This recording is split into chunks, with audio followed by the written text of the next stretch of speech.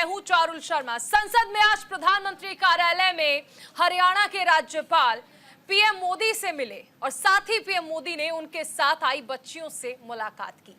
मोदी ने मुलाकात की और बच्चियों ने पीएम को गाना सुनाया, जिसकी पीएम ने सराहना की और प्रधानमंत्री ने इसको लेकर एक ट्वीट किया। चलिए आगे बढ़ते हैं और आज बात करते हैं। आज आखिरकार स्पीकर का चुनाव हो गया, लेकिन जिस तरीके से स्पीकर का चुनाव हुआ वो रोमांच से भरपूर था। 5 दशक से स्पीकर का चुनाव आम सहमति से होता था, लेकिन 52 साल बाद स्पीकर पद के लिए चुनाव हुआ था। और देखिए, उससे पहले ये तस्वीरें आप देखिए। प्रधानमंत्री नरेंद्र मोदी ने बच्चियों से मुलाकात की और प्रधानमंत्री को बच्चियों ने गाना भी सुनाया, जिसकी प्रधानमंत्री ने सराहना भी की और इसको लेकर प्रधानमंत्री मोदी की ओर से ट्वीट भी किया गया।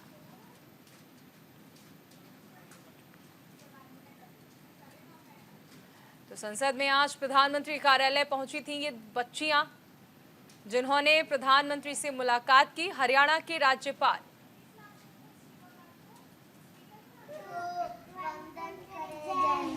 वाह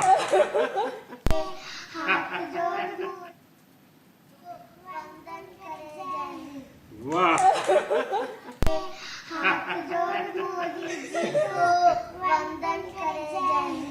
वाह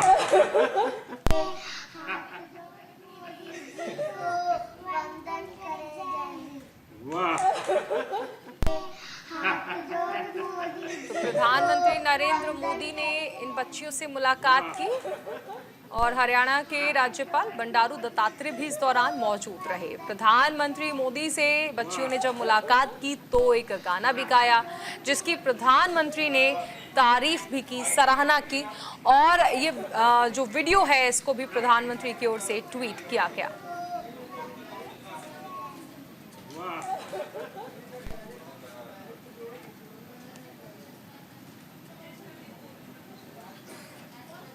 आज आखिरकार स्पीकर का चुनाव हो गया, लेकिन जिस तरीके से स्पीकर का चुनाव हुआ वो रोमांच से भरपूर था।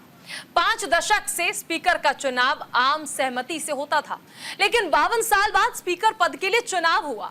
सदन में दोनों तरफ से उम्मीदवार मैदान में उतारे गए, लेकिन सदन में स्पीकर पद के लिए चुनाव के लिए रोमांच की उम्मीद की जा रही थी, वो देखने को नहीं मिला। स्पीकर का पद कितना महत्वपूर्ण है इसका अंदाजा इस बात से लगाया जा सकता है कि साल 1998 में अटल बिहारी वाजपेयी की सरकार एक वोट से गिराने का पूरा दारोमदार स्पीकर को ही दिया गया था। कहीं ना कहीं विपक्ष ने इसे इस बार भी भविष्य में वही 1998 की कहानी दोहराने के लिए स्पीकर के चुनाव को 3 दिन से इतना महत्वपूर्ण बना दिया था कि खुद भाजपा के चाणक्य ने भी कमेटी बनाकर एनडीए को एक होने और विपक्ष को शांत कराने के लिए प्रयास तेज करने पड़े, जिसकी जिम्मेदारी रक्षा मंत्री राजनाथ सिंह को दी गई थी। स्पीकर चुनाव महत्वपूर्ण था और इसीलिए सभी ने खूब जोर लगाया।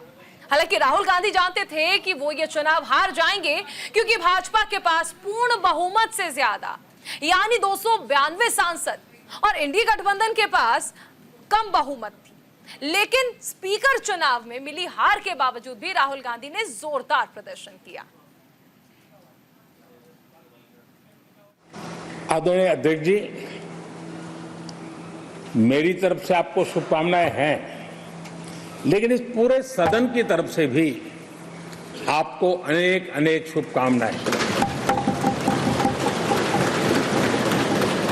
अमृत काल के इस महत्वपूर्ण कालखंड में दूसरी बार इस पद पर विराजमान होना बहुत बड़ा दायित्व आपको मिला है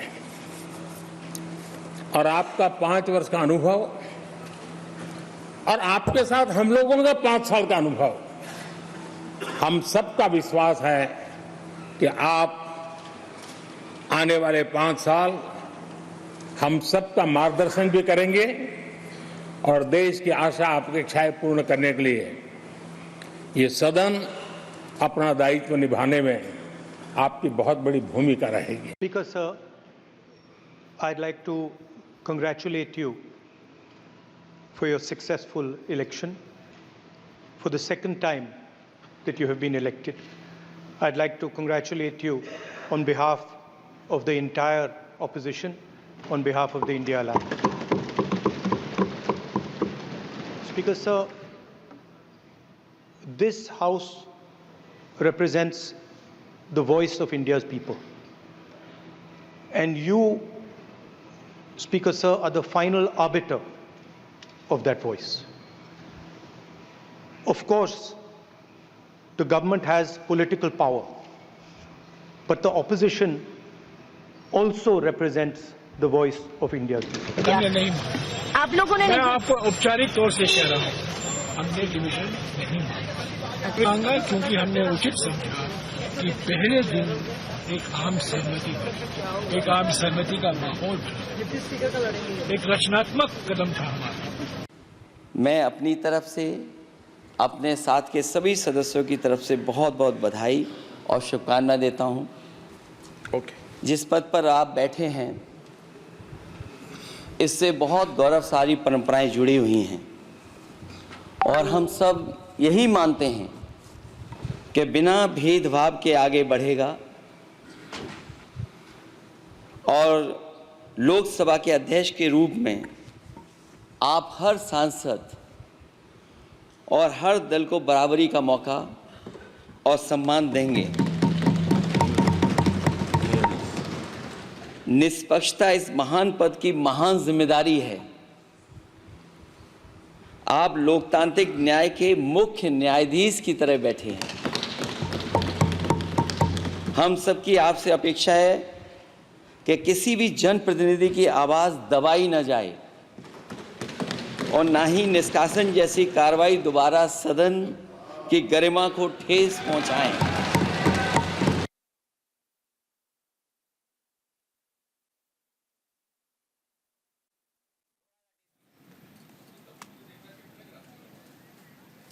तो देखिए, आज जिस तरह से सदन में देखने को मिला, एनडीए की ये बड़ी जीत जरूर रही, लेकिन जिस तरह से एनडीए लगातार ये कह रहा था कि विपक्ष दरअसल सिर्फ और सिर्फ इसलिए चुनाव चाहता है कि वो दिखाना चाहता है नंबर गेम, लेकिन उस नंबर गेम में भी बहुत ज्यादा विपक्ष कुछ कर नहीं पाया और एनडीए जो ये कहता रहा कि सिर्फ और सिर्फ मोदी सरकार का विरोध करने के लिए ये सब किया जा रहा है, उसमें कहीं ना कहीं एनडीए अपनी बात रखता तो जरूर नजर आया, लेकिन विपक्ष भी उस रणनीति पर शायद काम कर रहा है, ये एक बार फिर से आज साबित होता नजर आया।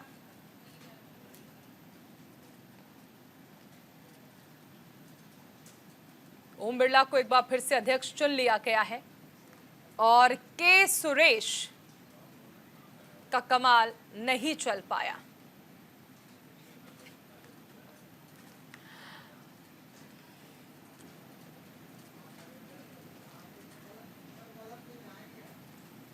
तो चलिए शुरुआत करते हैं चर्चा की। अनिरुद्ध सिंह बीजेपी के प्रवक्ता हमारे साथ जुड़ गए हैं, ज़ेबा खान जी कांग्रेस की प्रवक्ता, चंचल कुमार जी समाजवादी पार्टी के प्रवक्ता हैं, डॉक्टर सुनील कौशिक वरिष्ठ पत्रकार हैं, रमनीश वत्स राजनीतिक विश्लेषक हैं, हमारे साथ जुड़ गए हैं।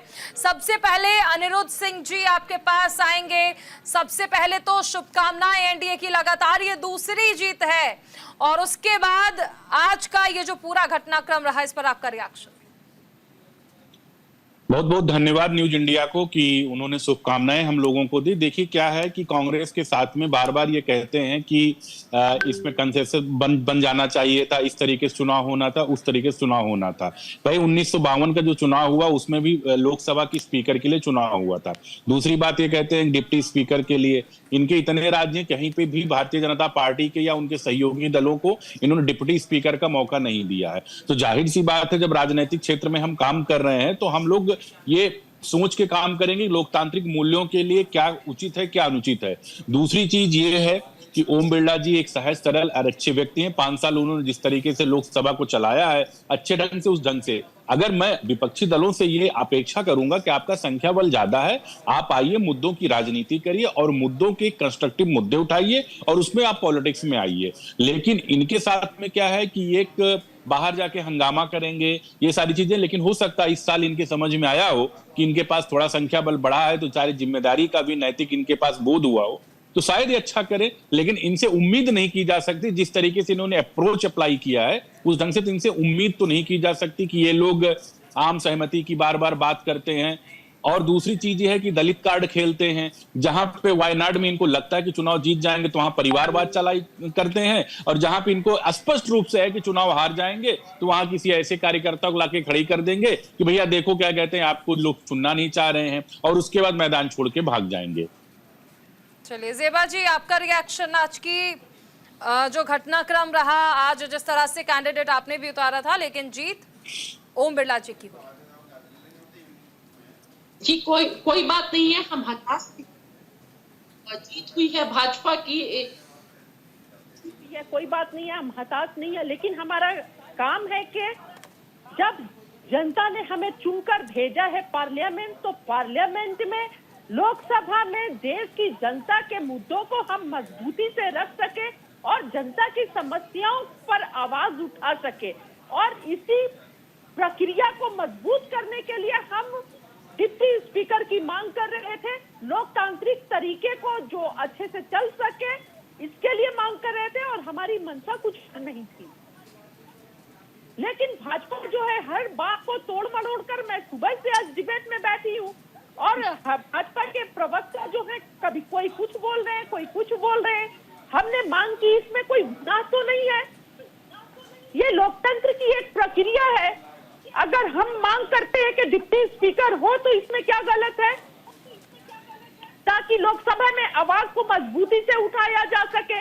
पेपर लीक हो रहे हैं, बच्चों के भविष्य के साथ खिलवाड़ किया जा रहा है, कौन आवाज उठाएगा? महंगाई दर जो 2023 में 2.9% थी। अभी ज़ेबा जी बस आज के दिन का रिएक्शन ले रही हूँ मैं, आप आगे मुद्दे उठाइएगा, आप आगे मुद्दे उठाइएगा। चंचल जी, आपका रिएक्शन। देखिए, भारतीय जनता पार्टी जो है तरीके से लगातार 10 सालों में उनका इतिहास तय के साथ दिखा होगा। संसद भवन में लोगों को माइक की आवाज बंद कर देना, लोगों को निलंबित कर देना, 100 से ज्यादा आरक्षी सांसदों को निलंबित कर देना। सिंपल सा सवाल है कि मैं एक बात आर्टिकल 93 के तहत जो है डिप्टी स्पीकर का चुनाव होता है, और जो है लेकर के हमारा संविधान व्यवस्था है, लेकिन बीजेपी के लोग इतने अहंकार थे कि उन्होंने 2024 से लेकर 24 तक डिप्टी स्पीकर का पद ही नहीं, उन्होंने चुनाव ही नहीं कराया न, जबकि ऐसा अक्सर आप जो हमारी परंपराएं रही है, परंपरा में देखा होगा आपने कि हमेशा जो है अधिकतर समय नेता जो है सत्ता में जो लोग रखते हैं उनका स्पीकर होता है, जो विपक्ष होता है उसका डिप्टी स्पीकर होता है। लेकिन प्रधानमंत्री जी को आदत ही नहीं रही है विपक्ष का सामना करने का, विपक्ष नेता प्रतिपक्ष की बात को सुनने का, लोक बात को सुनने का, जनता की आवाज को सुनने का। आपने देखा होगा पिछले 10 सालों में प्रधानमंत्री जी ने जो भी काम किया, नोटबंदी से लेकर के जीएसटी से लेकर के सब रात में करने का काम, तो कभी उन्होंने लोगों की बातें नहीं सुनी, वो अपने मन से केवल करना है, तो सब बंटाढार करने का काम किया आपने देखा होगा। और आपने देखा होगा जिस तरीके से संविधान लोकसभा के अंदर बीजेपी के एक बिगड़ैल सांसद तरीके से एक बीएसपी के सांसद को सांप्रदायिक गालियां देता है, तभी प्रधानमंत्री कहते हैं मैं मन से माफ नहीं करता हूं, मैं एक शब्द नहीं बोलना चाहती। तो भारतीय जनता पार्टी का चाल चरित्र चेहरा है, हम सब लोग जान रहे हैं। अब आप बताओ, आज जहां जनता के प्रमुख मुद्दों की बात होनी चाहिए, आज 50 साल पहले चले गए, 50 साल पहले की बात कर रहे हैं। यहाँ जितने लोग बैठे हुए हैं आपके पैनल में, शायद इसमें से 50 साल में कोई नहीं होगा अभी, लेकिन भारतीय जनता पार्टी के लोग जो 50 साल पहले हमें दिखा रहे हैं, कभी 50 साल बाद का सपना दिखाते हैं, कभी 50 साल पहले चले जाते हैं, लेकिन इनके मन में ये बात नहीं आती है। हैरत की बात है कि एक वक्त थी कि सपा भी विरोध करती थी, आज आप ये कहना चाह रहे हैं कि पैनल में अगर कोई नहीं है तो 50 साल पुरानी बात का जिक्र नहीं होना चाहिए। चलिए लौटेंगे आपके पास सुनील कौशिक जी, मैं लौटूंगी आपके पास। अभी एक बार सर स्टार्टिंग में बस सबका रिएक्शन ले लेते हैं, उसके बाद चर्चा की शुरुआत भी करेंगे। सुनील जी देखिए, आज जिस तरह से हमने देखने को मिला, एनडीए लगातार ये कह रही थी कि इंडिया गठबंधन के पास नंबर नहीं है, वो सिर्फ मोदी का विरोध करने के लिए ही ये चुनाव करा रहे हैं। आज जिस तरह से हमने नतीजे देखे, ध्वनि मत से देखे, हमने देखा कि अब फैसला जो है एनडीए के पक्ष में आया। आज की पूरी प्रक्रिया आप किस तरह से देखते हैं? नहीं देखो, ये तो चल ही रहा था और दोनों राजनीतिक दल, भारतीय जनता पार्टी और कांग्रेस, ये समझने का प्रयास कर रहे थे कि दोनों राजनीतिक दलों में सेधमारी की जा सकती है, चाहे इंडिया गठबंधन वाले चाहे एनडीए गठबंधन वाले।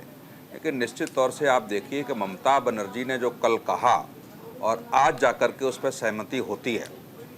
पहली तीसरी सबसे बड़ी पार्टी देश की, जिसको विश्वास में न लेकर के कांग्रेस ने प्रत्याशी उतारा, और ये पहली बार नहीं हुआ।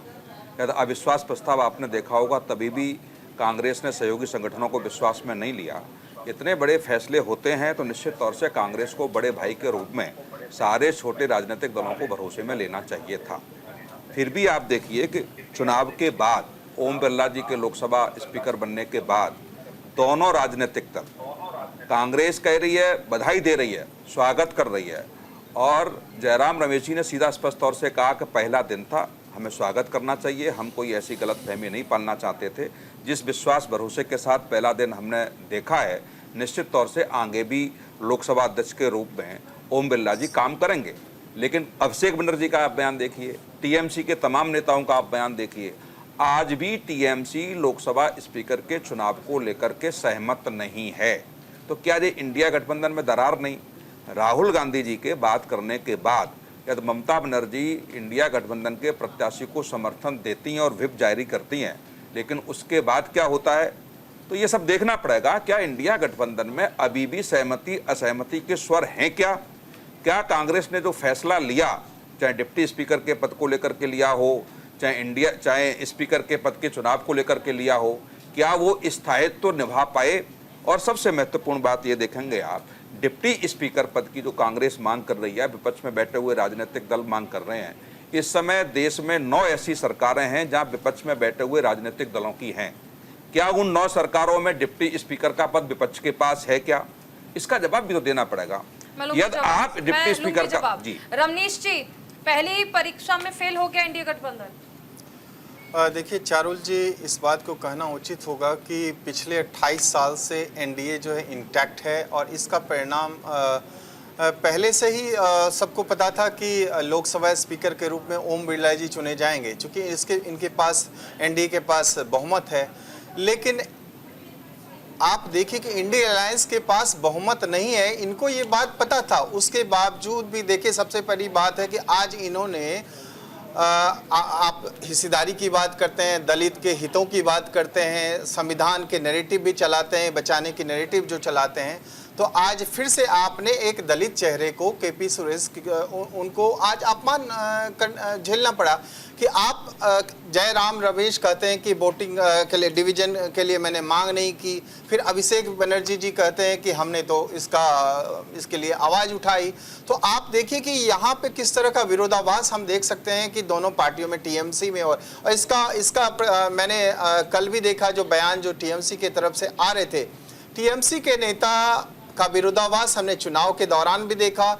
चाहे हम शरद पवार को हमने भी देखा कि कल जो स्वर था, उनका सुर जो था उनका भी अलग ही था। तो ये सारे के सारे जो चीज़ कहीं ना कहीं प्रदर्शित करता है या दिखाता है कि राहुल गांधी के लिए ये राहुल गांधी को सर्वमान्य नेता के रूप में नहीं मानते हैं, और विपक्ष जो है अभी भी खंडित होता हुआ दिख रहा है। और आज हमने सदन के पटल पे आज लोकतांत्रिक प्रणाली की कहीं ना कहीं मुझे लगता है कि इन्होंने हास्यास्पद रूप को दिखाने का जो है प्रयास किया है इंडिया अलायंस वालों ने। क्योंकि आपको जब आपके पास संख्या बल नहीं है, संख्या बल नहीं है, तो मुझे नहीं लगता है कि आपको केपी सुरेश को लाने की जरूरत है। मैं ज़ेबा जी से जवाब ले लेती हूँ। ज़ेबा जी, क्या ये कहना गलत नहीं होगा कि कहीं ना कहीं एकजुटता जो है वो नहीं देखने को मिली इंडिया गठबंधन के ब्लॉक में? आपसी सामंजस्य जो था वो कहीं ना कहीं मिसिंग था, एकजुटता जो है वो पेश नहीं कर पाए, आपस में ही लोगों ने बातचीत नहीं की थी विपक्षी दलों में, इसीलिए लास्ट मोमेंट तक अलग अलग बयान जो थे वो देखने को मिले। टीएमसी पहले खिलाफ थी, लास्ट में राहुल गांधी बात करते हैं तब वो साथ में आती है, तो आपसी सामंजस्य नहीं था, ये अब कहा जाए फिर? देखिए, ये तो जो भाजपा है लगातार जब से इंडिया गठबंधन बना है तब से इस तरह बोल रहे थे कि आपस में इनके तालमेल नहीं है, सामंजस्य नहीं है, लेकिन ये लगातार उसी इंडिया गठबंधन को तोड़ने की कोशिश करते रहे। फिर टीएमसी से बातचीत क्यों नहीं की गई? पहले तो वो इस चीज के पक्ष में नहीं थे। आखिरी समय तक भाजपा कोशिश करती रही इलेक्शन के समय इंडिया गठबंधन के जो भी लोग थे उनको तोड़ने की। तो सबसे पहले तो इस बात का खंडन हो जाता है कि इंडिया गठबंधन एक प्लेटफॉर्म पे है, मजबूती से है, और जरूरी नहीं है कि हर चुनाव जीतने के लिए ही लड़ा जाए। चुनाव जो लड़ता है उसी की जीत भी होती है और हार भी होती है।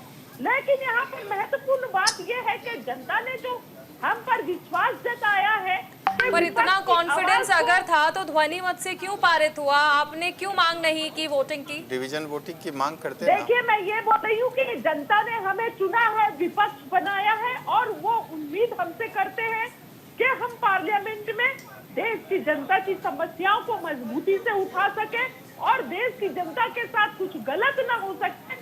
नहीं, मेरा सवाल ये है कि ध्वनि मत से क्यों पारित हुआ? आपने अगर फ्री एंड फेयर इलेक्शन के लिए मांग की थी, आपने कैंडिडेट भी उतारा था, तो ध्वनि मत की जरूरत क्यों पड़ गई? क्यों नहीं डिवीजन की मांग की गई और क्यों नहीं आपने कहा कि चुनाव कराना चाहिए? क्या ये डर था कि अभी जो साथ दिख रहे हैं कहीं ऐसा ना हो कि नंबर गेम जब निकलकर सामने आए तो वो उससे भी कम हो जाए?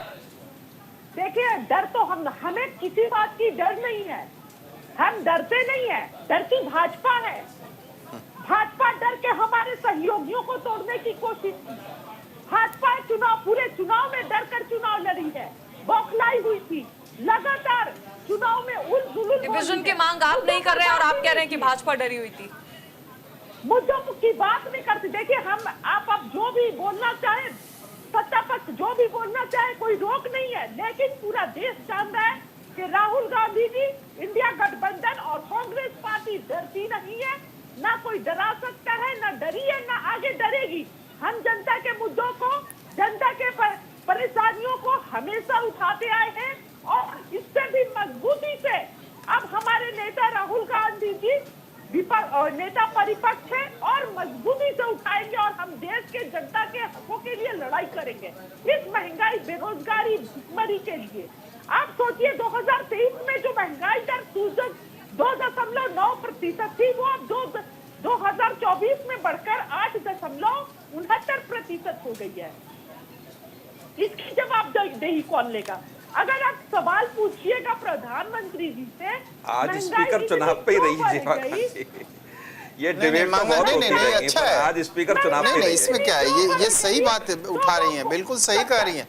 महंगाई के ऊपर बिल्कुल बोलना चाहिए विपक्ष को, लेकिन कर्नाटका के ऊपर भी ध्यान देना चाहिए आपको, तेलंगाना में भी ध्यान देना। और जहां जहां कांग्रेस शासित प्रदेश है, जहां आपकी सरकारें हैं, तो वहां पे आपने क्यों पानी पे, आपने बिजली के ऊपर आपने बिठा दिया, शिक्षा के ऊपर आपने बढ़ा दिया वहां की कीमतें, उसके बाद स्कूलों की फीस आपने बढ़ी, उसके बाद देखिए इन्होंने क्या किया, पेट्रोल और डीजल के दाम बढ़ा दिए कर्नाटका में। फिर आप महंगाई की बात कैसे कर सकती हैं? आप नीतियों की बात करें, नैतिकता की बात करें, बिल्कुल शोभा देता है, लेकिन क्या आप उन नीतियों और नैतिकताओं के ऊपर आप खुद खड़े उतरते हैं क्या? आपने, जैसा कि मैंने कहा कि आपने के सुरेश का अपमान किया, एक दलित चेहरे का आपने अपमान किया, डिवीजन वोट की आप मांग नहीं करती है। आपकी पार्टी डिवीजन वोट की मांग नहीं करती है, क्यों नहीं करती है? आपने उनको सामने क्यों लाया था? आपने उनको चेहरा क्यों बनाया था विपक्ष का? तर्क है नहीं, तथ्य है नहीं, उसके बाद आ जाता है डिबेट करने के लिए। ज्यादा बोलिए मत, एक तो बात रखिए अपनी, और बात रखिए ना तो तर्क के साथ, उलझुल बातें मत रखिए यहाँ पे राहुल गांधी जी की तरह। आप लोगों के आंखों में खटकता है, भाजपा के आंखों में खटकता है, दलितों को जो आरक्षण मिला है। जेबा जी, रमनीश जी पार्टी है और बाबा साहब अम्बेडकर है जिन्होंने अधिकार दिए। आप लोगों का बस चले तो कब दो चुनाव में बाबा साहब अम्बेडकर के सामने कांग्रेस पार्टी और विपक्ष के रूप में वामपंथी पार्टियां हुआ करती थी। सबसे ज्यादा यदि किसी ने अपमान किया है संविधान का, कानून का और बाबा साहब अम्बेडकर का, वो कांग्रेस पार्टी है। कांग्रेस पार्टी, आप ये बताइए कि चुनाव जब लड़ रहे थे बाबा साहब, उनके सामने कौन था? कांग्रेस पार्टी थी, ऑब्वियसली कांग्रेस पार्टी थी। अरे कल तो 50 साल हमने वो काला दिवस का मनाया ना, हमने वो 10 को हमने देखा था ना, काला संविधान जो आपने इतिहास जो लिखा था, 83 लाख लोगों को नसबंदी आपने करा दी, लाखों लोगों को जेल भेज दिया था, मीडिया हाउस में तालाबंदी, वो भी चीजें। देखिए, एक दूसरे पर आरोप लगाने से कुछ नहीं होगा, एक दूसरे से आरोप लगाने से कुछ नहीं होगा। मैं आप लोगों के पास लौटूंगी एक बहुत छोटे से ब्रेक के लिए, अभी हमें रुकना पड़ रहा है। बने रहिए न्यूज़ इंडिया के साथ। तो ब्रेक के बाद स्वागत है आपका। आप देख रहे हैं इंडिया का सवाल। हमारे साथ तमाम खास मेहमान बने हुए हैं। अनिरुद्ध जी, आपके पास आना चाहेंगे। जिस तरह से देखिए ये कहा जा रहा है और ज़ेबा जी एक बड़ा आरोप भी लगा रही है कि आप लोग कहीं ना कहीं नंबर गेम में जीतना चाहते थे और आप विपक्ष को तोड़ने की कोशिश कर रहे हैं। यानी पहले से ये आरोप लगते रहे बीजेपी पर कि सरकार गिराने की कोशिशें की जाती हैं। अब ज़ेबा जी ये भी कह रही है कि आप लोग विपक्ष को तोड़ने की कोशिश कर रहे थे। चारुल जी, अभी आपने कांग्रेस स्पोक्स पर्सन से उनके दुखती रख पे सवाल पूछा कि डिवीजन ऑफ वोट का इन्होंने डिमांड क्यों नहीं किया। उसका सबसे मूल कारण क्या है कि 62 member of parliament India alliance के ऐसे हैं जो एक दूसरे के विरोध में चुनाव लड़के आए हुए हैं। तो मूल रूप से इनकी जो संख्या है वो 170-172 की होती है, क्योंकि जब 62 लोग एक दूसरे के खिलाफ चुनाव लड़के आए हैं तो इसमें सबसे बड़ी समस्या ये होती है कि उनका कॉन्फिडेंस कभी भी एक जगह पे रिस्टोर नहीं रह सकता है कि वो इंडिया अलायंस के साथ। यही एक कारण है कि ये लोग हमेशा डरते हैं। और ये आप उनका जवाब सुन सकती हैं। देखिए, मैं बहुत समझ में नहीं आया जेबा जी, मैं बहुत शांति के साथ मैंने आपका सुना। आप मेरा प्रश्न सुन लीजिए, अपने आप तब में बोलिएगा।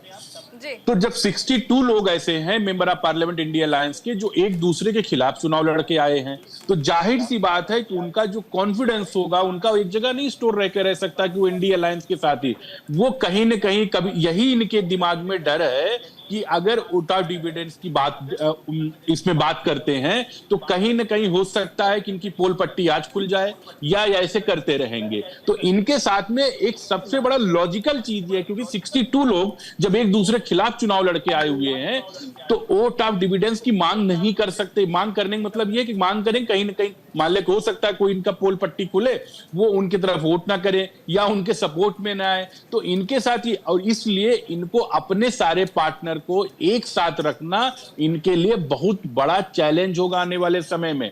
ये कहां भारतीय जनता पार्टी के एनडीए अलायंस के अंदर टीडीपी और जेडीयू की बात कर रहे हैं, कहां इन्हीं के अंदर में एक दूसरे, आप देख ही रही हैं कि आम आदमी पार्टी ने, इनका कोई बैठक नहीं हुआ, कुछ भी नहीं हुआ, उसने लोकसभा चुनाव के रिजल्ट आने के कुछ दिन बाद ही अनाउंस कर दिया कि हम आगे इनके साथ में हमारा अलायंस नहीं रहेगा। टीएमसी का हालत आप देख ही रही हैं। तो क्या इनकी स्थिति क्या रहेगी, ये कांग्रेस अंदर खाने इंडिया अलायंस के सारे पार्टनर जान रहे हैं।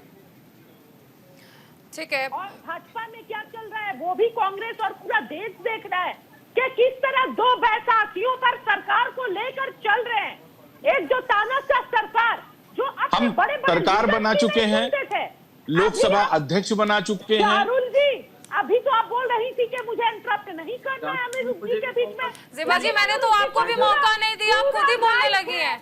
अनिरुद्ध जी को मैंने तो आपको मौका ही नहीं दिया है, आपने खुद ही बोलना शुरू कर दिया और फिर आप मुस्कुरा भी देती हैं। उस समय तो और भी लोगों को मौका नहीं मिलता है जब मैं बोलती हूँ। जब मैं बोलती हूँ लौटेंगे ज़ेबा जी, और भी पैनलिस्ट और सभी को मौका मिलना चाहिए। बिल्कुल मौका दीजिए ना, लेकिन जब मैं बोलती हूँ तो इसी तरह चुप कराना चाहिए। जो जी मैंने कराया था।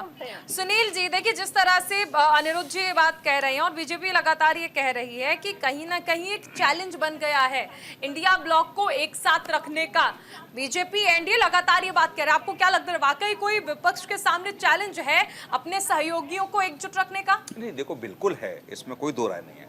लोकसभा चुनाव से पहले 5 राज्यों के चुनाव हुए। उन 5 राज्यों के चुनाव में क्षेत्रीय दलों ने स्पष्ट तौर से कहा कि ये गठबंधन सिर्फ लोकसभा चुनाव के लिए है, विधानसभा चुनावों के लिए नहीं है। तमाम क्षेत्रीय दलों ने दूसरे राज्यों में, जैसे समाजवादी पार्टी ने मध्य प्रदेश में, राजस्थान में दबाव बनाने का प्रयास किया, तो कांग्रेस के बड़े नेताओं ने सिर्फ यही कहा कि ये गठबंधन लोकसभा चुनाव के लिए है। पश्चिम बंगाल में आपने देखा भी क्या हुआ, आप दिल्ली में आप देख ही रहे हैं।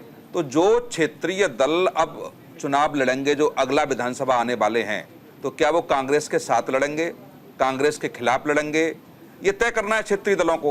जहां तो ये पहले क्लियर कर चुके हैं कि गठबंधन तो सिर्फ लोकसभा चुनाव के लिए था। जब विधानसभा चुनाव में जाएंगे तो ये हम साथ हैं से हम आपके हैं कौन वाली स्थिति में पहुंच जाएगा। बिल्कुल नहीं, विधानसभा चुनाव में जब टकरार होगी और उसी समय जब लोकसभा सत्र चल रहे होंगे या लोकसभा की कोई बड़ी कार्रवाइयां चल रही होंगी, तो उस समय वो क्षेत्रीय दल कांग्रेस के साथ खड़े होंगे या भाजपा के साथ खड़े होंगे या तीसरा मोर्चा बनाने का प्रयास कर रहे होंगे। ये जनता समझने का प्रयास करेगी। और कांग्रेस को बड़ा राजनीतिक दल होने के कारण मुझे लगता है कि अभी भी समय है। जिस तरीके से आप देखेंगे कि लोकसभा चुनाव के बाद खड़गे साहब ने उन राज्यों की मीटिंग की जहां विधानसभा का चुनाव होने वाला है, वहां क्षेत्रीय दलों से बैठ के मीटिंग चर्चा नहीं की। अभी कोई समन्वय समिति की बैठ की मीटिंग की बात नहीं हो रही है। तो ऐसी स्थिति में क्या कांग्रेस बड़ा राजनीतिक दल होने के नाते क्या क्षेत्रीय दलों से समन्वय बिठाने का प्रयास करेगा, या जो क्षेत्रीय दल, जैसे आप कहें कि पंजाब में आप देखेंगे, पंजाब में नहीं माना ना गठबंधन, पश्चिम बंगाल में नहीं माना गठबंधन, चल रहा था तो दिल्ली में साथ थे और पंजाब में खिलाफ थे। नहीं, कहां दिल्ली में? अभी देखो हम लोग पानी पे डिबेट कर रहे हैं लगभग।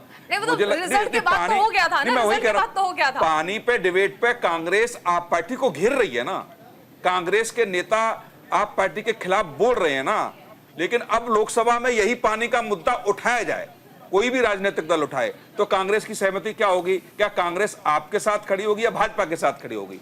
ये बहुत ऐसे सवाल हैं जहां मुझे लगता है कांग्रेस को मिल बैठ के कहना चाह रहे हैं कि स्थिति जो है वो चुनौतीपूर्ण जरूर है। चंचल जी, आप इशारा कर रहे थे, आप कुछ कहना चाह रहे थे जी। देखिए, अभी हमारे बीजेपी के साथी जी बहुत सारी बातें कह रहे थे, गठबंधन का क्या होगा, रहेंगे। बीजेपी का इतिहास रहा है डिवाइड एंड को, आप चाहे महाराष्ट्र देख लो, चाहे बिहार देख लो, चाहे हरियाणा देख लो, चाहे आप कई सारे राज्य देख लो, उसमें आपको याद होगा कि सेना ने जिस बीजेपी को फर्श से अर्श पे पहुंचाने का काम किया और हमेशा बड़े भाई बीजेपी शिवसेना के पीठ में छुड़ा हुआ काम किया बीजेपी। बिहार के अंदर आपने देखा बीजेपी से लेकर के जेडीयू से लेकर सारी पार्टियों को, ऐसी कोई पार्टी जिसको बीजेपी ने धोखा देने का ना। आपको याद होगा महबूबा मुफ्ती के साथ सरकार बनाई थी, नेता बस चले भी कर सकते हैं। और बता दें, अब बीजेपी के लोग इतने अहंकार में हैं और जनता देख रही है। आपने सवाल किया कि भाई आपने चुनाव पक्ष का, ये स्पीकर का चुनाव की बात आप अब कह रहे हैं कि हमें विपक्ष नहीं, हमें जनता ने विपक्ष में बैठने के लिए किया है और हम विपक्ष की लड़ाई मजबूत लड़ेंगे और लड़ने का काम भी कर रहे हैं। और बीजेपी के लोग 50 साल पहले चले जाते। आज जो पहला दिन सबको उम्मीद थी कि सकारात्मक तो चर्चा होगी, लेकिन आदरणीय हमारे स्पीकर महोदय के जिन्होंने जिनका ट्रैक रिकॉर्ड रहा है, ज्यादा सांसदों को बात के लिए निलंबित कर दिया, अपनी आवाज रखना चाहते थे। आपको याद होगा कि एक बिगड़ैल सांसद सांप्रदायिक गालियां देता है, कि बीजेपी का चाल से चेहरा छुपा है। नहीं तो देखिए, जब बात जुबान की आती है तो पाक साफ तो कोई नहीं है। और यहाँ पर चाहे बीजेपी की बात कर ले, चाहे कांग्रेस की बात कर ले, सपा की बात कर ले, आप भी जानते हैं कि आपके पार्टी के नेता कैसे बयान देते हैं, चाहे किसी भी मुद्दे पर हो, धर्म को लेकर हो, महिलाओं को लेकर हो, चुनाव को लेकर हो, किसी भी मुद्दे पर हो। तो जब बात जुबान की आती है तो राजनीतिक दलों के मुख से तो ये बात अच्छी नहीं लगती है, क्योंकि साफ तो कोई नहीं है यहाँ पर। मैडम, मेरी बात को जाने दो जी। आप अभी हमारे एक राजनीतिक विश्लेषक एक हैं, वो न जाने क्या क्या बातें कर रहे थे। अरे आप सत्ता केवल काटुकारिता में आप इतना मत गिर जाओ। जब रमजीत सिंह न जाने क्या क्या बातें करते थे, अभी इनसे अगर पूछा जाए समय जो I would like to come. अभी 700 से ज्यादा किसानों ने शहादत, आपने एक बार बोलने एक मंत्री का बिगड़ैल बेटा अरे आप किसान पर गाड़े चाहता है। आपने देखा होगा किस तरीके से आधी रात में नोटबंदी की गई, देश का पिछड़ा दलित नौजवान न जाने कितनी लंबी लगाया। आज बेरोजगारी की हालत क्या है, आपको जो जनता के प्रमुख मुद्दे हैं उन मुद्दों पे कोई पत्रकार बोलना नहीं चाहता है। अभी रमजीत जी विपक्ष को डांटे पड़े हैं, विपक्ष को कोस रहे हैं। अरे चले भाई, हालत आप जैसे प्रेस फ्रीडम रैंक में हम एक नंबर पे आ गए, आप जैसे महान पत्रकारों गिर गए हैं। इसलिए भाई मेरे कम से कम सत्ता के साथ चलने के साथ साथ में चारुल जी कम से कम उसकी बात का अवसर क्या करो के बजाय जवाब देना चाह रहे हैं अनिरुद्ध जी, उनका जवाब ले लेते हैं। जी अनिरुद्ध जी। चारुल जी अभी जी चारुल जी अभी समाजवादी पार्टी के मित्र कह रहे थे चाटुकारिता। भाई समाजवादी पार्टी के जो संस्थापक मुलायम सिंह यादव जी इसी आपातकाल में 3 साल जेल में रहे। भाई उनकी क्या, उनके बेटे अखिलेश जी की क्या मजबूरी है, उसी कांग्रेस उसमें जाते हैं। राष्ट्रीय जनता दल के संस्थापक लालू प्रसाद यादव जो कि जेल में रहे आपातकाल में, उन्होंने अपनी बेटी का नाम मीसा रखा इसी उसमें। और पता नहीं उनके बेटे तेजस्वी यादव को क्या मजबूरी है कि कांग्रेस के तलवे चाटते रहते हैं। बात यह मैं लॉजिकल कर रहा हूं कि कांग्रेस जो है क्षेत्रीय दल के लिए भक्षक है। अभी जेबा खान जाएंगी 403 विधानसभा में, उत्तर प्रदेश में जाएंगी, उनकी यात्रा निकलेगी, कांग्रेस यात्रा निकालेगी। और वो यात्राएं समाजवादी पार्टी और समाजवादी पार्टी के साथ में सबसे बड़ी दिक्कत कि समाजवादी पार्टी का जो वोट है वही कांग्रेस का वोट बैंक बनता है। अभी क्या कहते हैं, टीआरएस को किसने बर्बाद किया? कांग्रेस ने किया। जेडीएस के साथ समझौता, क्षेत्रीय दलों को कांग्रेस खत्म कर रही है।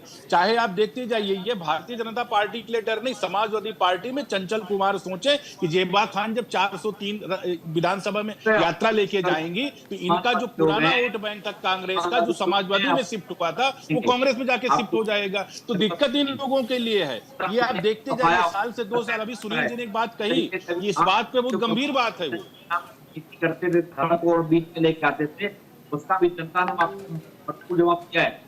नहीं, अब आपको नहीं समझना, मत समझिए ना। आप जबरदस्ती उसमें समझने में आप नहीं समझना चाहते, तो हमारी गलती नहीं है। आपकी क्या मजबूरी रही है कि अखिलेश यादव को चाटुकारिता करनी पड़ रही कांग्रेस को, जिनके पिताजी को 3 साल तक जेल में रखा आपातकाल में? आप बताओ, घर में लालू प्रसाद यादव जी को अपनी बेटी का नाम जी, यहाँ पर सबसे अहम चीज यही है कि जो तमाम लोग विरोध करते थे, आज वो तमाम लोग ही एक साथ आए हैं और वही एक साथ आए कहना है कि मोदी जी को हटाना है और इसलिए साथ आए हैं। हालांकि बहुत ज्यादा सफल कोशिश नहीं रह पाई है।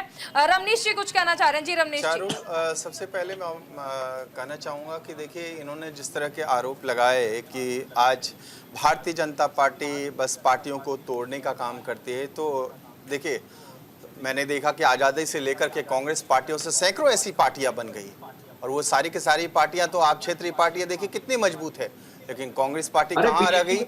कांग्रेस पार्टी कहाँ रह गई? उसके बाद फिर भारतीय जनता पार्टी के ऊपर आरोप लगता है। तो सबसे पहले मैं बताना चाहूंगा, आज देखिए 2024 के चुनाव में खास करके अब जो रिजल्ट आए उसके बाद मंत्री पद जो दिया गया, आप देखिए रामदास अठावले के पास पार्लियामेंट में उनकी सीट भी नहीं है, उसके बावजूद भी उनको मंत्री बना दिया गया। आप देखिए रामविलास पासवान के बेटे चिराग पासवान की पार्टी को आप देख लीजिए, वहां पे मंत्री पद दिया गया, उनके पास कितनी संख्या है? 5। उसके बाद आप देखिए जीतन राम मांझी, उनके मात्र 2 सांसद है। उसके बाद आप अनुप्रिया पटेल, तो सारे के सारे समरसता, और आप देख सकते हैं कि किस तरह से पार्टियों, छोटी छोटी पार्टियों को, इकाइयों को लेकर के भी हम किस तरह से चल सकते हैं आगे, कैसे विकासवाद के ऊपर हम जोर दे सकते हैं, देश राष्ट्र को कैसे विकसित कर सकते हैं। आप देख सकते हैं इसमें नीतियों को, यहाँ पे नीतियां जो है सबसे बड़ी चीज है। आज यदि मुद्दे आपके पास नहीं हो, विपक्ष के पास नीतियां नहीं हो, तो जनता जो है 8500 रुपए जो वायदे लेकर के आए हैं कि हम खटाखट हम वायदे जो पूरा कर देंगे, ये मैं तो देख नहीं रहा हूं कि झटाझट ये कब राहुल गांधी पूरा कर देंगे। देखिए ये आज जिस तरह का भ्रम जाल इन्होंने पैदा करने की कोशिश करी, आज जो आप परिणाम भी आप देख रहे हैं, 233 सीट जो आई है सिर्फ और सिर्फ भ्रम जाल के ऊपर ही टिकी हुई है। आप देखेंगे कि आगे आने वाली जो चुनाव होगा, आप देखिए जनता किस तरह से नकारेगी इनको, जनता इनको भूलेगी नहीं। जिस तरह से संविधान की दुहाइयां देते थे, संविधान की जिस तरह से दुहाइयां देते थे, कहते थे लोकतंत्र की हत्या हो जाएगी, 400 सीट, ये भ्रम जाल का ही। आज ये जो परिणाम है इंडिया अलायंस का आया है, वो सिर्फ भ्रम जाल। फिर आप कहते हैं इंडिया अलायंस कहां इंटैक्ट है? आप वायनाड में चुनाव लड़ने के लिए प्रियंका गांधी जी आ रही हैं, उनके सामने कौन है? वामपंथी। आप वामपंथी के साथ वहां पे चुनाव लड़ रहे हैं और कह रहे हैं कि ये हमारे घटक दल है। आप देखिए कि बंगाल में आप देखिए टीएमसी के साथ किस तरह का दुराव इनका देख रहा है। ये किसी भी पार्टी का निजी फैसला है, ये फैसला आप उन पर ही छोड़ दीजिए। चारुल, यहाँ पे ये सिद्ध करने का प्रयास किया जा रहा है बार बार ना कि ये जो इंडिया अलायंस है बहुत ज्यादा इंटैक्ट है। ये इंटैक्ट दिख कहाँ रहा है? लोकसभा के पटल पे आज दिख गया ना कि इंटैक्ट नहीं है। आखिर ये आज डिवीजन वोटिंग के लिए डिवीजन वोटिंग की मांग क्यों नहीं की? डिवीजन वोटिंग की मांग, 10 सेकंड बस लूंगा, मैं क्लियर कर देता हूँ। डिवीजन वोटिंग की मांग इसलिए नहीं की, इनको पता था इनके ताश के पत्ते जो है ढह जाएंगे, ताश के पत्ते ढह जाएंगे। क्या पता 233 सीट ना। डिवीजन वोटिंग की मांग क्यों नहीं की गई? क्या वाकई कोई डर था कि नंबर फेल हो सकते हैं या जितने ऑलरेडी आपके साथ हैं वो कहीं कम ना हो जाए? चारुल जी, सबसे पहले तो नेशनल चैनल में बैठकर महोदय देश को झूठ परोसते हैं कि राहुल गांधी जी ने बोला था कि खटाखट 8500 रुपया दे दिया, बांट दिया, बांट दिया, तब देंगे, हम देंगे। आर्टिकल 102 का उल्लंघन है ये, आर्टिकल 102 का उल्लंघन है, ये अपराध है। जो जनता के साथ इन्होंने अपराध किया है, इस बात को भूलना नहीं चाहिए। ये आम जनता के साथ इन्होंने धोखाधड़ी की है, अपराध किया है, ये अपराध की संज्ञा में आते हैं। हमारी सरकार बनेगी, हमारी सरकार बनेगी, हम देंगे। लीजिए जवाब देना, अपराध नहीं है। रमनीश जी प्लीज उन्हें जवाब जेबा जी, आप पूरे डिबेट में बार बार चारुल जी करे जा रही हैं, आप जवाब तो दीजिए। चारुल जी जवाब नहीं है तो क्या मैं बोल नहीं रही हूँ? क्या मैं बोल नहीं रही हूँ उन्हें? अगर आप इस बात को नहीं सुन पा रही है तो फिर आपकी खामी है, मेरी नहीं है। मैं उन्हें लगातार बोल रही हूँ, आप जवाब देने से ज्यादा आपका चारुल जी रट रही हैं आप। राहुल जी ने कब बोला था? बोला था जब हमारी सरकार बनेगी तब 8500 रुपए आएंगे, ना कि हम विपक्ष में रहेंगे तो। जेबा जी सवाल देश की जनता को झूठ के ऊपर रोकते हैं। जेबा जी सवाल इस बात का है, अरे सुनिए जेबा जी, आप लोगों ने जेबा जी एक मिनट, सवाल इस बात का है। एक बार जेबा जी का जवाब पूरा हो जाने दीजिए सुनील जी, क्योंकि उसके बाद वो फिर मुझे बुलाने लगेंगे। जेबा जी आप पहले अपना जवाब पूरा कर लीजिए, फिर सुनील जी के पास नहीं, मैं तो बुलाऊंगी ना चारुल जी। बिल्कुल बुलाइए, बिल्कुल बुलाइए। मैंने इसीलिए उन्हें रोका है, इसीलिए मैंने उन्हें रोका है, इसीलिए रोका है। जेबा जी आप जवाब देना चाहती हैं? कम से कम आप ये तो बोलिए कि जेबा जी मैंने रोका है मैंने रोका है, आप जवाब देना ही नहीं चाह रही हैं। आप आंसर नहीं है इनके पास। नेशनल चैनल में बैठकर देश को झूठ क्यों बोल रहे हैं? पहली बार बैठे हैं क्या आप? राहुल जी ने बोला था जब हमारी सरकार बनेगी तब हम 8500 रुपए देंगे देश के हर महिलाओं के खाते में, खटाखट आएंगे। पर हम विपक्ष में हैं, अभी हम विपक्ष में हैं। और अगर आपको लगता है कि ऐसा सवाल है तो चलिए, असलियत देश के सामने आएगी, असलियत देश के सामने आ जाएगी। कागजी नकली जो है ना, कागज पर नकली जो है, नकली जो आपके जननायक राहुल गांधी जी, उनकी जिम्मेदारी सदन पटल पे दिखनी चाहिए, सदन पटल पे दिखनी चाहिए। 2014 और 19 में राहुल गांधी को गांधी परिवार से हैं। रमनीश जी एक बार सुनील जी को जवाब देखो चारुल जी, सबसे पहले आपने ये सवाल किया कांग्रेस की प्रवक्ता से, और समाजवादी पार्टी के प्रवक्ता भी बैठ रहे हैं, और ये बड़ा अहम सवाल था आज की डिबेट का कि आपने वोटिंग की मांग क्यों नहीं की, और इस पर जवाब नहीं देंगे। डिवीजन वोटिंग वही वोटिंग आज का तो वही है टॉपिक। निश्चित तौर से आप ये मान के चलिए कि आप बड़ा विपक्ष मजबूत होकर 2024 में आया, देश की जनता को आपसे उम्मीदें रही होंगी और निश्चित तौर से होनी भी चाहिए, लेकिन क्या विपक्ष मजबूत होने के नाते क्या फैसले सही से ले पा रहा है कि नहीं ले पा रहा है, ये आपको तय करना है, ये जनता को तय नहीं करना है। यदि आप फैसले लेने के बाद पीछे हटते हैं और फेलियर होते हैं तो ये आपकी नाकामी है, जनता की नाकामी नहीं है। रिजल्ट आने के बाद जिस तरीके का देश में माहौल बनाया गया कि कांग्रेस सरकार बनाने जा रही है, तमाम बड़े राजनीतिक दलों से आपने चर्चा की, बातचीत की और लोकतांत्रिक तरीके से की, आप उसमें सफल नहीं हो पाए तो सबसे पहले तो आप वहीं फेलियर हो गए।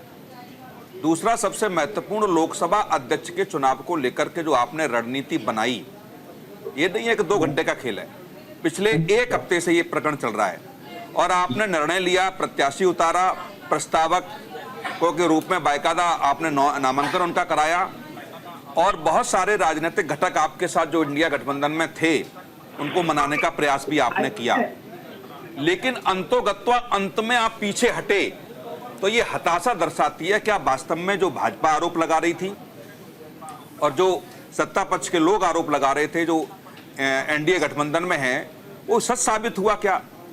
आप हार जाते। और जेबा खानी जी ने कहा जीत जो लड़ाई होती है वो ऐसा नहीं जीता जाए, हारा जाता है, लेकिन आप हारते।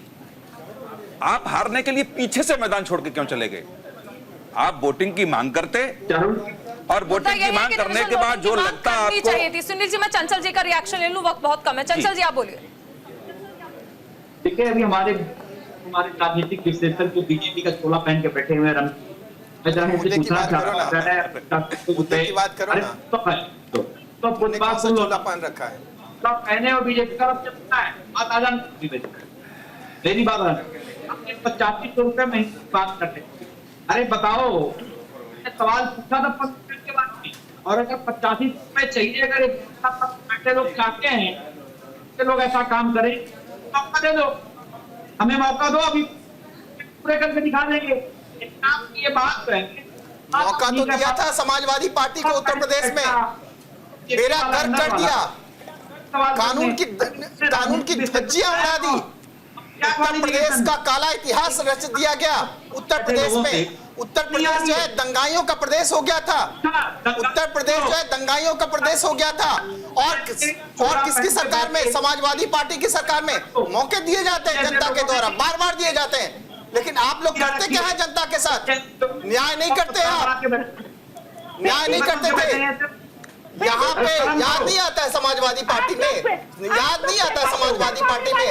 अंचल ये यहाँ पे आजम खां, अतीक अहमद, मुख्तार अंसारी, मुहर्रम अली, ऐसे लोगों का प्रदेश हुआ करता था उत्तर प्रदेश। और आज उत्तर प्रदेश योगी जी की सरकार में उत्तम प्रदेश कहलाता है। उत्तम प्रदेश, उसका भी सबसे बड़ा प्रमुख कारण है, वो है कानून व्यवस्था।